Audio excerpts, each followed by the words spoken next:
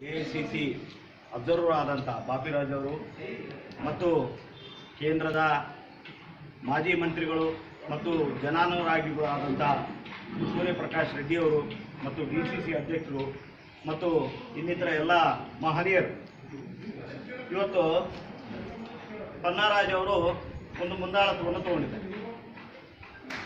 ಕರ್ನಾಟಕದ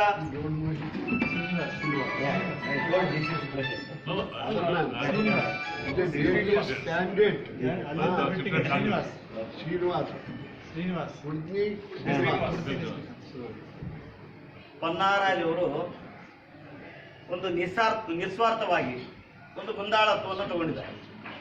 ಯಾಕಂದ್ರೆ ಕರ್ನಾಟಕದ ಉದ್ದಗಲಕ್ಕೂ ವೀರಶೈವ ಲಿಂಗಾಯತ ಸಮಾಜದ ಕೊಡುಗೆ ಮಹತ್ತರವಾಗಿದೆ.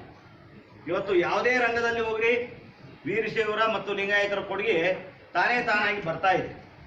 ಅದರಲ್ಲಿಯೂ ಹೆಚ್ಚಿನದಾಗಿ ಇವತ್ತು ವಿದ್ಯಾದಾನವನ್ನು ಅನ್ನದಾನವನ್ನು ಮಾಡ್ತಕ್ಕಂಥ ಏಕೈಕ ದೊಡ್ಡ ಸಮಾಜ, ಹಿರಿಯರ ಸ್ಥಾನದಲ್ಲಿ ನಿಂತ ಸಮಾಜ ಅಂದರೆ ವೀರಶೈವ ಲಿಂಗಾಯತ ಸಮಾಜ ಅಂತ ಹೇಳೋಕ್ಕೆ ಬಹಳ ಹೆಮ್ಮೆ ಆಗುತ್ತೆ. ಅಂಥ ಒಂದು ಸಜ್ಜನಿಕೆಯ ಸಮಾಜ ಇವತ್ತು ಲಿಂಗಾಯತರಂತಂದರೆ ಲಿಂಗಾಯತರ ಜೊತೆಗೆ ಒಂದು 8-10 ಜನ ಬೇರೆ ಜನಾಂಗದ ಸಮಾಜ ಬಾಂಧವರನ್ನ ಅಣ್ಣ ತಮ್ಮಂದರಂತೆ ತಮ್ಮೊಂದಿಗೆ ವಿಶ್ವಾಸದಲ್ಲಿ ಇರಿಸಿಕೊಂಡಂಥ ವ್ಯಕ್ತಿಗಳು ಲಿಂಗಾಯತ ಸಮಾಜದವರು. ಅಂಥ ಒಂದು ವಿಶ್ವಾಸಾರ್ಹತೆ ಇವತ್ತು ಲಿಂಗಾಯತರಿಗಿದೆ. ಯಾಕಂದರೆ ಯಾವಾಗಲೂ ಭ್ರಾತೃತ್ವ ಭಾವನೆ, ಅವರೆಲ್ಲರೂ ನಮ್ಮ ಅಣ್ಣ ತಮ್ಮಂದರು. ನಾವು ಯಾರು ಕೂಡ ಮಾತಾಡಿಸ್ಬೇಕಂದ್ರೆ ಅವ್ರು ಬೇರೆ ಸಮಾಜದವರು ಏನಪ್ಪ ಮಾವ ಊಟ ಮಾಡಿದೆ ಅಂತ ಕೇಳ್ತೀವಿ. ಯಾಕಂದರೆ ಅದು ನಮ್ಮ ಆತ್ಮೀಯತೆ. ಏನಪ್ಪ ಅಣ್ಣ ಯಾವ ಬಂದೆ ಅಂತ ಕೇಳ್ತೀವಿ, ಅದು ನಮ್ಮ ಆತ್ಮೀಯತೆ. ನಾವು ಅವ್ರ ಜೊತೆಗೆ ಬೇರೆ ಸಮಾಜಕ್ಕೆ ಅವ್ರು ಯಾರೇ ಇರಲಿ ಆ ರೀತಿ ಇವತ್ತು ಬಸವ ತತ್ವ, ಬಸವಣ್ಣನ ಆದರ್ಶಗಳನ್ನು ನಾವು ಮೈಗೂಡಿಸಿಕೊಂಡು ಅದೇ ರೀತಿ ಅದೇ ನಡೆ ನುಡಿಯಲ್ಲಿ ನಾವು ನಡೀತಾ ಇದ್ದೀವಿ. ಇವತ್ತು ಸಾಮ್ಯತೆ ಏನಿದೆ ಅಂದರೆ ಬಸವ ತತ್ವ, ಬಸವ ಆದರ್ಶಗಳನ್ನ ಕಾಂಗ್ರೆಸ್ ಸರ್ಕಾರ ಕೂಡ ಮೈಗೊಂಡಿದೆ. ಕಾಂಗ್ರೆಸ್ ಸರ್ಕಾರದಲ್ಲಿ ನಾವು ಮತ್ತೆ ಹೇಳ್ತಾ ಇದ್ದೀವಿ, ನುಡಿದಂತೆ ನಡೀತಿದ್ದೇವೆ ಅಂತಂದ್ರೆ. ನುಡಿದಂತೆ ನಡಿಬೇಕಂತ ಯಾರು ಹೇಳಿದ್ರು? ಬಸವಣ್ಣನವರು ಹೇಳಿದ್ರು.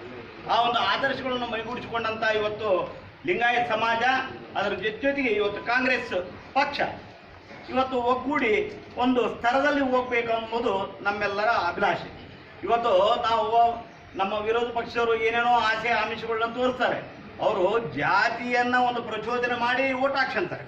ಆದರೆ ಯಡಿಯೂರಪ್ಪ ಮುಖ್ಯಮಂತ್ರಿ ಆಗಿಬಿಟ್ರೆ ಲಿಂಗಾಯತರು ಎಲ್ಲರೂ ಉದ್ಧಾರ ಆಗಂಗಿಲ್ಲ, ಯಡಿಯೂರಪ್ಪ ಮುಖ್ಯಮಂತ್ರಿನೂ ಆಗಂಗಿಲ್ಲ. ಇದು ಎರಡೂ ಸತ್ಯ. ಯಾಕಂದ್ರೆ ಯಡಿಯೂರಪ್ಪನ ಮುಂದೆ ಇಟ್ಕೊಂಡು ಅವ್ರು ಹಿಡನ್ ಅಜೆಂಡಾ ಬೇರೆನೇ ಇದೆ. ಯಡಿಯೂರಪ್ಪನ ಏನೂ ಮಾಡಂಗಿಲ್ಲ. ಆ ರೀತಿ ಇರುವಾಗ ಯಾವುದೇ ಒಂದು ಜನಾಂಗ, ಅದರಲ್ಲಿ ನಮ್ಮ ಕರ್ನಾಟಕದಲ್ಲಿ ಲಿಂಗಾಯತರ ಪಾತ್ರ ಅತ್ಯಂತ ಹಿರಿಯ ಪಾತ್ರ. ಇವತ್ತು ಹಿರಿಯಣ್ಣನ ಸ್ಥಾನದಲ್ಲಿ ನಾವು ಇದ್ದೀವಿ. ನಾವು ಅತ್ಯಂತ ನಿರ್ಣಾಯಕವಾಗಿ, ಸಮಯೋಚಿತವಾಗಿ